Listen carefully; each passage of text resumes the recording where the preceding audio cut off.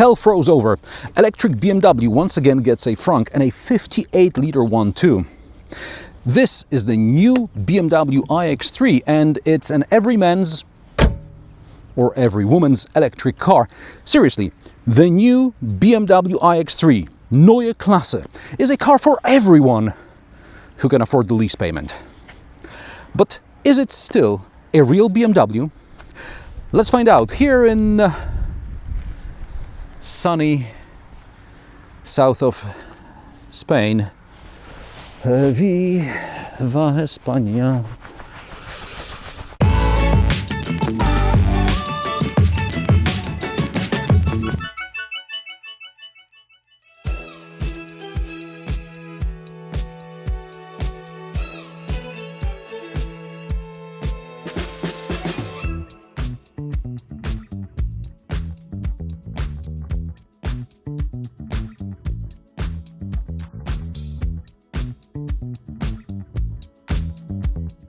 The new BMW iX3 embodies over a decade of experience with vehicle electrification, condensed into what is arguably the Bavarian carmaker's most important model of the 21st century. Globally, BMW bestsellers are the 3 Series, the X1 and the X3. As the original quirky i3 was put to pasture, the electric 3 Series Neue Klasse will soon take over the i3 badge. But for now, BMW launches a model in a segment that's easier to digest regardless of the market. The simple design is intended to help aerodynamics, although something tells me it's also a cost-cutting measure. The optional iconic glow light signature is a nod to the original Neue Klasse from the 1960s. Following the BMW beaver teeth era, I think this modern interpretation of a classic design is a welcome change. But of course, I'd love to hear your opinions in the comments, so type away. Minimalism and possibly also cost-cutting are visible inside. BMW boasts the new interior, please shut up, is so eco-friendly that if it weren't made of plastic, probably grass would grow on it. Again, after the monstrosity, shut up, that the BMW OS 8 was, the new infotainment system with Panoramic iDrive seems like a step in the right direction. If you still drive an early G01 or F25 X3, the new interior will shock you. But if you're upgrading from a recent BMW product, you'll probably appreciate the streamlined menu. And please, please, please do not pop up every time I say BMW. Bye. I'm not quite sure how to help you with that. I'm sure you're not sure. As for the Panoramic iDrive, it replaces the more traditional gauge cluster, but it can also display information for passengers. And if you don't want a constant stream of data under the windshield, you can turn it all off, except for the speedo, of course. We'll come back to the Panoramic iDrive later on. There are also large door pockets, a wireless charger, cup holders, a storage compartment under the armrest, and some storage under the console. The glove box is on the small side. The only physical switches are for the basic seat adjustment, but more advanced seat functions are on the central display. Even the air vents are now adjusted via the screen. I know you can assign your favorite airflow direction settings to your driver profile, but anyone who's ever driven in real life knows that sometimes you have to adjust the airflow and temperature based on whether the sun is out or not, or whether you're suddenly covered from the sun by some trees. Sometimes you're wearing short sleeves, sometimes you're driving in a sweater, and all this affects the perceived temperature, and you will be readjusting your AC sometimes. Prove me wrong.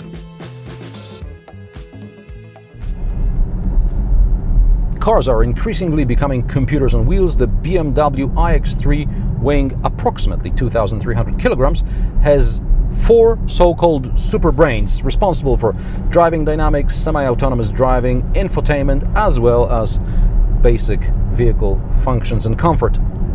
The iX3 debuts with the 50 xDrive powertrain that's 469 horsepower and 465 Nm of torque. BMW emphasizes that unlike less sophisticated performance EVs, that's how they like to call it, the iX3 accelerates progressively and elastically. And what does that mean in practice? Well, let's floor it and find out, shall we?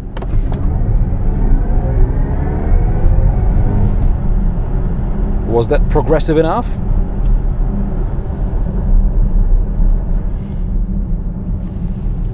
During first drive events like this one, I'm unable to verify whether the 0 to 100 kilometers per hour time is really 4.9 seconds, but BMW usually under-promises and over-delivers in this sphere. In the iX3, BMW decided to use traditional suspension, at least for now, likely partly to reduce costs and partly to make the car more efficient. To be honest, I don't feel that I need adaptive suspension. The car handles just fine around here on these twisty Spanish roads. I've driven on some less than perfect surfaces and some are okay. Now I'm taking a sharp turn and it handles okay. Now, don't mind the banging noises from the back, it's my gear. Anyway, as far as soundproofing is concerned, I'm not particularly pleased with the noise inside the cabin. I have the impression that the wheel wells, wheel arches aren't properly soundproofed, and especially when driving on wet tarmac, there's this constant droning noise coming from around there, and it's actually worse in the front than in the back, as far as I can tell. Going back to the 4 superbrains, the one responsible for driving dynamics also ensures that braking is exceptionally smooth. I recall from my review of the previous iX3 that I said switching between regenerative and friction braking was, to put it mildly, noticeable and therefore rather unpleasant. Here, most of the braking in normal driving is regenerative, with the electric motor in the back doing the heavy lifting, which limits the nosediving. The car comes to a complete stop and the passenger may not even notice that. Seriously. The BMW Neue Klasse is built on an 800-volt architecture, which means it can charge much faster than earlier BMW models. For now, the iX3 is offered with a 108.7 kWh battery, that's net, which translates to a range of up to approximately 800 km WLTP. Of course, this figure assumes optimal driving conditions. During these events, we are often taken along some mountain roads, and it's up and down, up. You can get 35-40 kilowatt hours per 100 kilometers. Going down, you get a dozen or so, so it's not very reliable. However, for the purpose of this review, I've taken the iX3 off the assigned route and I went on the highway which joins Malaga, Marbella, Estepona. So anyway, I drove a bit towards Estepona. In Estepona, I drove in there, drove around for a couple of kilometers, turned back, and now I'm maybe 20-30 kilometers from the hotel. So I've driven 70 kilometers thereabouts on the motorway. That's when I reset the counter, and I've got 22.6 kilowatt hours per 100 kilometers. A minute ago it was 23, but I was going downhill a bit. Now we're gonna go uphill again. So that's 120 using cruise control on the motorway and 10 minutes in Estepona. So what did we learn? Every 10 kilometers traveled on the motorway takes some 30 kilometers off my range. So that's massive. Also, see, it's going up, so it's going to be 23 kilowatt hours in a moment. Also, with a 109 almost kilowatt hour traction battery, this gives us 460, 470 kilometers of range, but that's like from 100 to 0. And if we're talking about the 10 to 80% range when you're going to be charging or looking for chargers anyway, we're talking maybe 400 kilometers realistically between charges. Again, not bad, but it's not 800 kilometers. 800 kilometers it'll do at 50-60 kilometers per hour around the city, etc. Not on the motorway.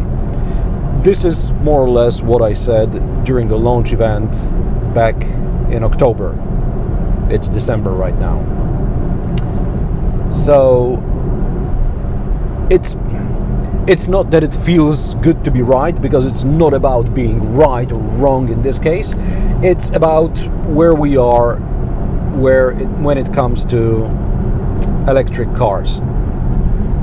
A massive battery still gives you around 400 kilometers range on the motorway. Again, a huge hike from the, what was it, iX, which with a 90 something kilowatt hour battery could do 250, 300 between charges. But it is what it is. Is it a problem? No, I mean, you're gonna stop for a number one or number two every 300-400 kilometers, I guess. But, you know, just bear that in mind.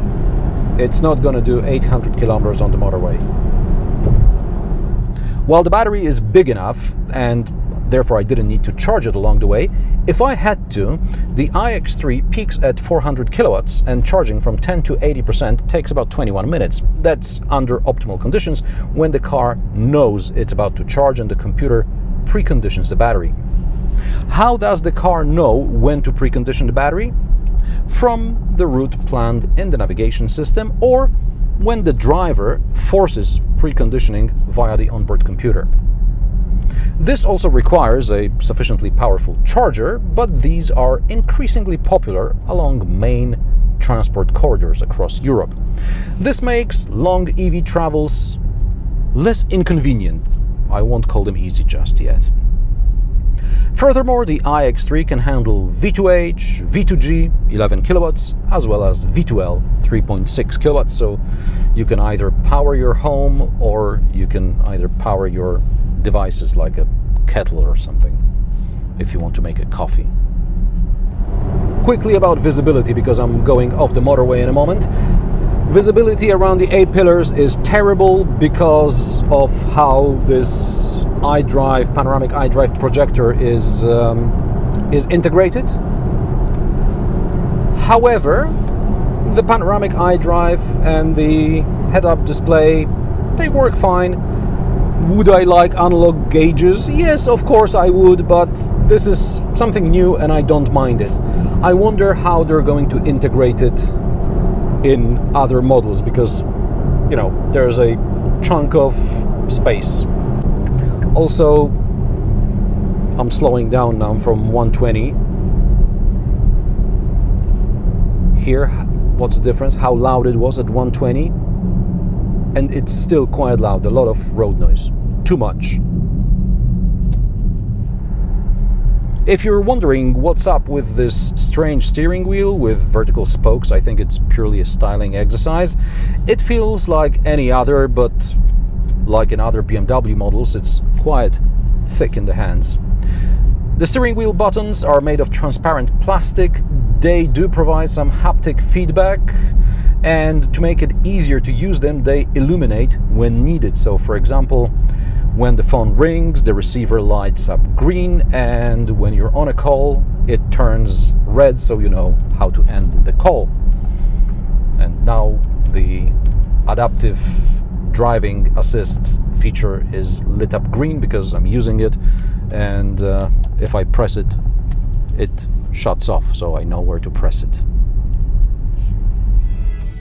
And if you don't feel like driving, you can hand the keys over to Mr. Lover, Shaggy! Or more likely, the BMW iX3 highway assistant will take over, and in some situations, it'll even allow you to take your hands off the steering wheel. Okay, so right now I'm on the motorway using the highway assist feature, so I can drive hands-free as long as I'm looking ahead, and also, hopefully we'll get to that in a moment, I can overtake without actually touching the steering wheel and indicators. So as I'll be approaching a slower vehicle, possibly a truck somewhere along the way, the system will tell me to just check my mirror, and I can glance at my mirror and the lane change will happen. And now, I'm sorry about that, but we'll have to wait for something to overtake. Okay, there's a slower car exiting the petrol station. I wonder how is this gonna... Whoa, well, that wasn't very nice. I would have changed the lane already to let the guy in, and this thing just plowed through. There was a moment of hesitation where I didn't even notice anything happen on the speedo, but it wanted to slow down, but it didn't slow down. It was just a little moment like that.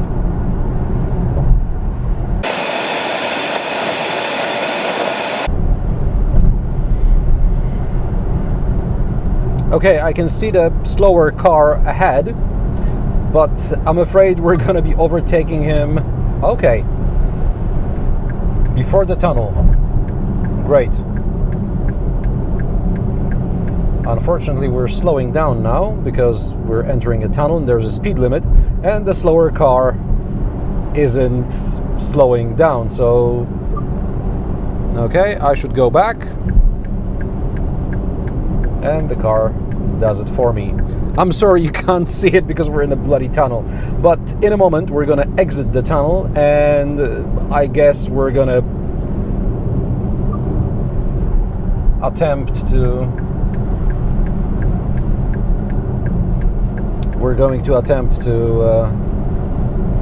overtake. Okay, we're overtaking. Come on, baby, come on. Fucking asshole! Stop accelerating. What's GBZ or GBZ?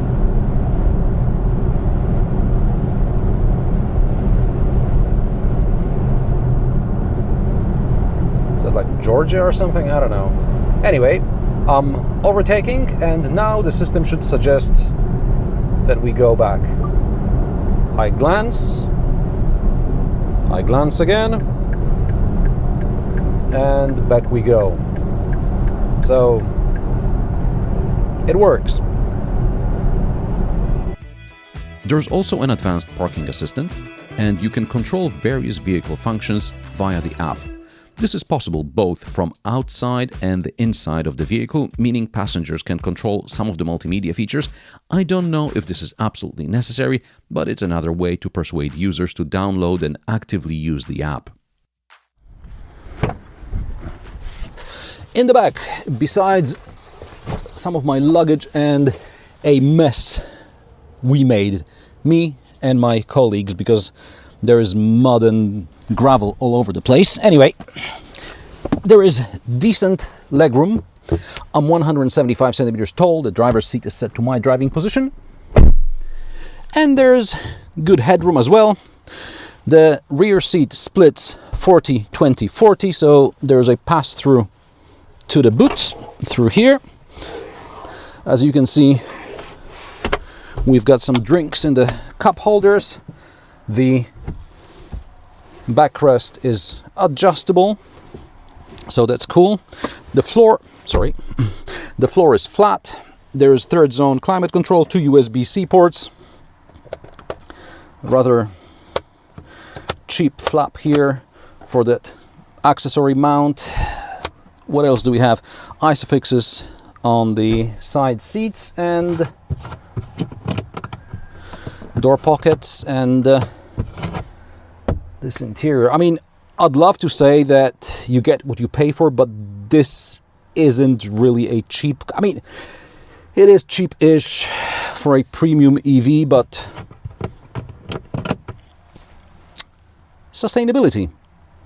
Apparently you want that in a car. The boot capacity is 520 litres in 5-seat configuration and up to 1750 litres with the rear seats folded. During the launch event before the Munich Auto Show, I measured the boot and there's about 470 liters above the floor and the rest is under the floor. The floor cannot be dropped, but the partial shelf should fit underneath it. The BMW iX3 can tow up to 2 tons. The tow hook load is up to 80 kilograms and you can also put up to 75 kilograms on the roof. Prices of the BMW iX3 start at 68,900 euro, but bear in mind BMW currently offers only the 50 xDrive powertrain. A car spec'd similarly to the model I've driven during the launch event cost about 83,000 euro, which is much less than a petrol X3 M50 xDrive with similar options. The BMW iX3 Neue Klasse is a very good EV and a technological tour de force, but in my opinion it's also an average BMW. Ride and handling are excellent, especially for an electric car, but if you're expecting BMW ergonomics, you will be disappointed. The range and charging speeds are impressive, but sustainable interior won't appeal to everyone. And what are your thoughts on the BMW iX3 Neue Klasse? Let me know in the comment section below. If you like my sarcastic, down-to-earth and possibly mildly amusing car reviews, join me every Friday at 3 p.m. Central European Time, and don't forget to subscribe and like this video as it helps me with the YouTube algorithm. Thanks for watching, and I will see you in the next one.